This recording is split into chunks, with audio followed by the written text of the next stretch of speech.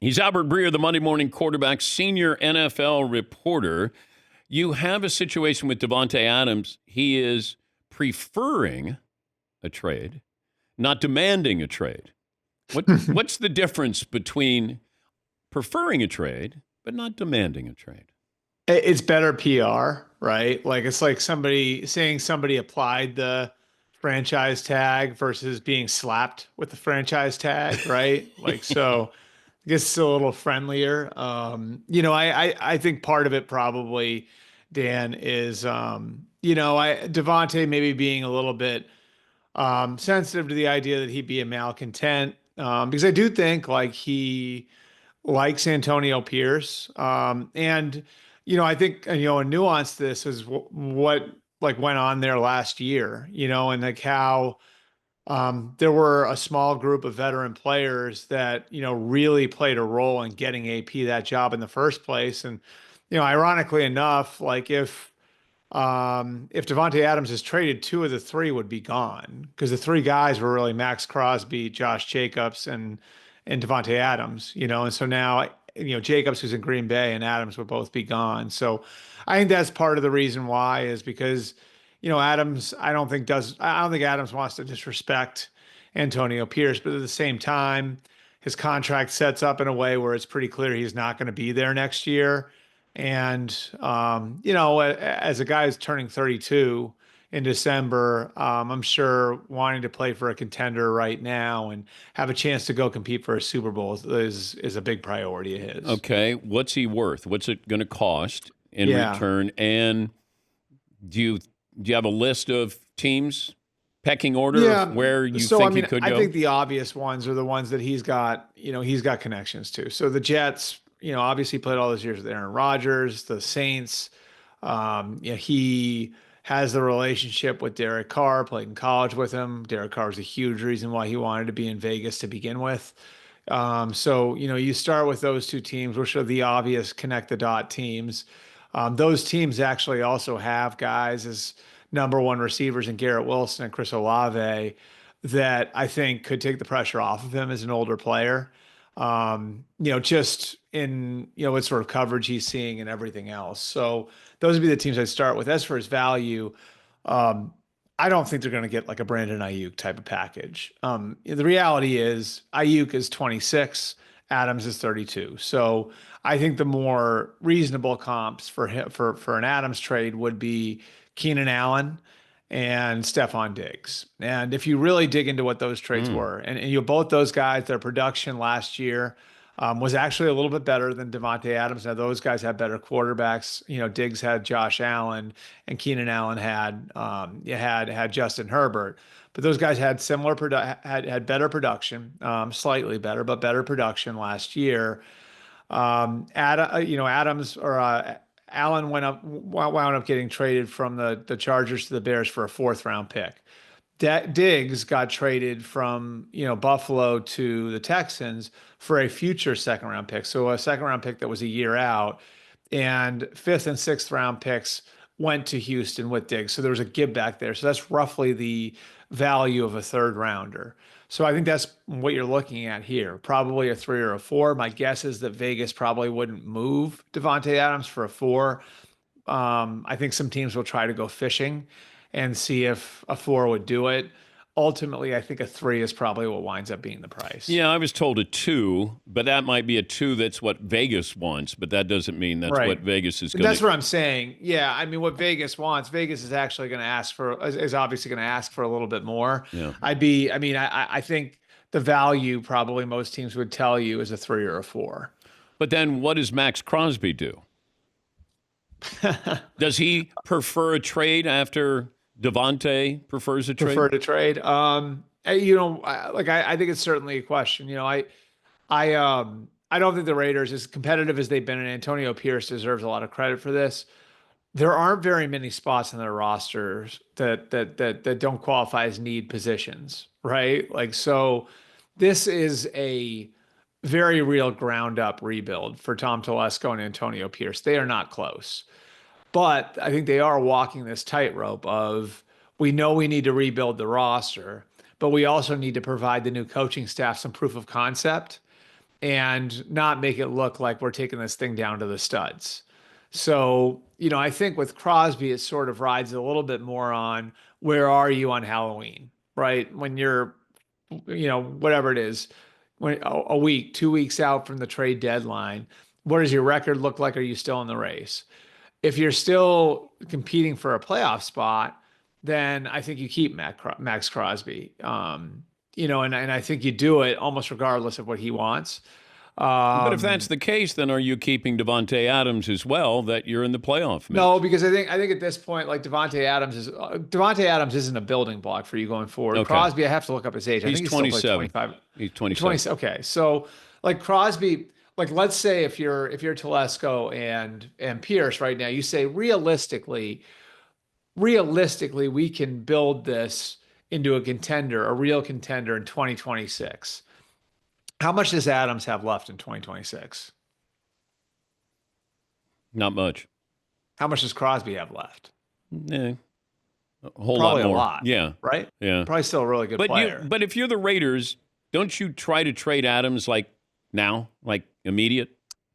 Or are you gonna Yeah, are I you think gonna go all the way up to yes. the deadline? Because Yeah, I don't even no, know if I he's don't gonna think you want to play. drag this out. No, I do not think you want to drag this out where you get into the, you know, phantom injury thing. You know what I mean? Like you just, Well, he might and I'm have not that saying what he now. what he He's what he was got dealing with this week was that. I'm not saying that, but like I don't think you want to deal with that on a week to week basis. I don't think that winds up being something that is good for your locker room. It's good for your program. So I'm with you on that. Like I don't think you're going to get markedly more for Devonte Adams a month from now than you would now. Now, I mean, like, could you get a little bit more because some team gets into an emergency injury situation? That's certainly possible.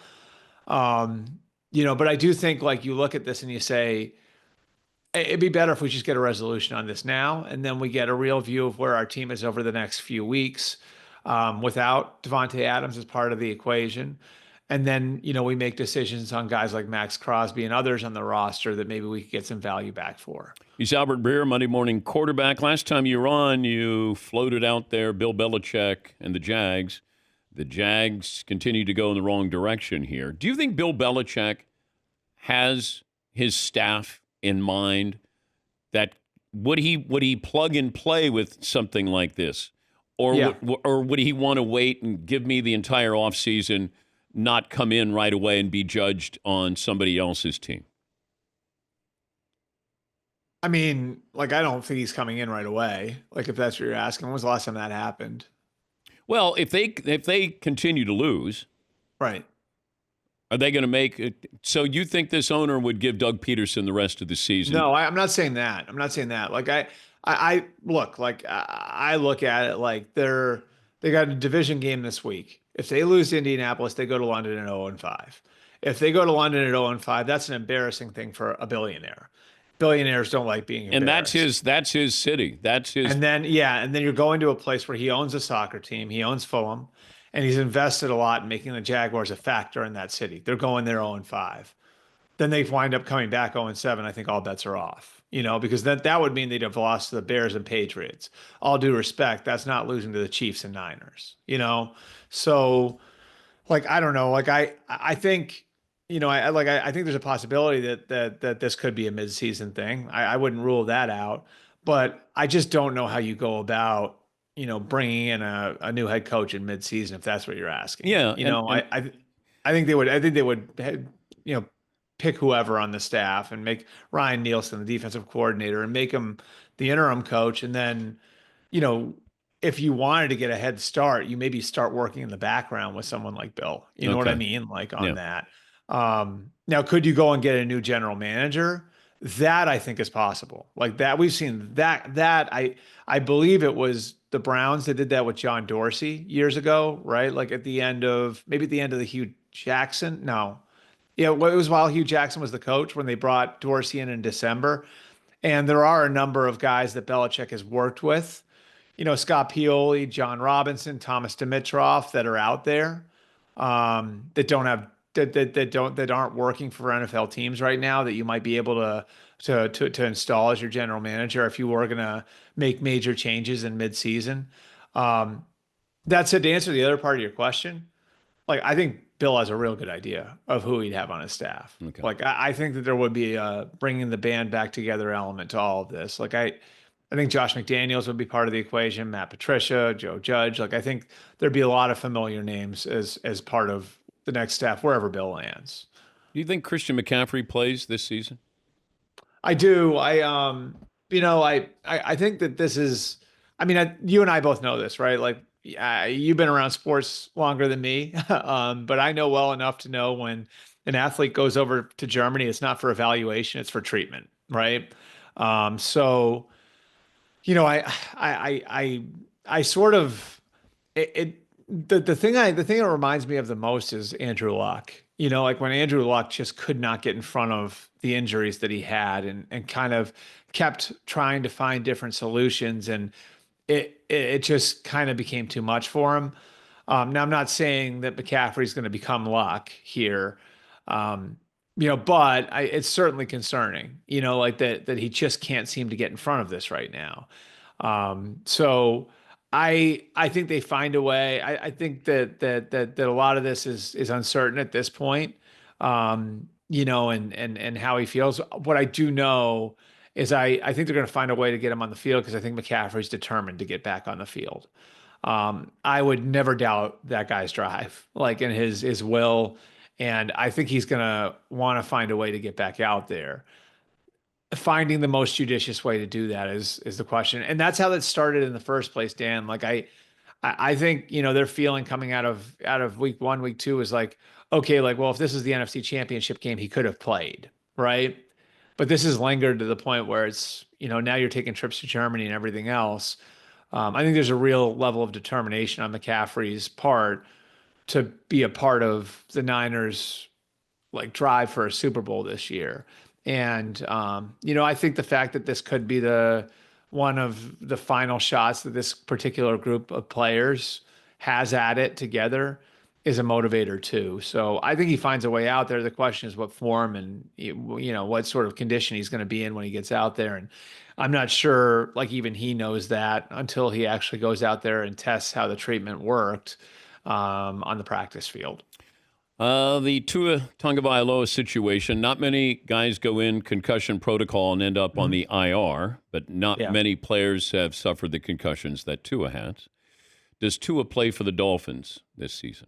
Yes. And I say that like everybody else, waiting to see what comes of everything that he's done and is doing with specialists.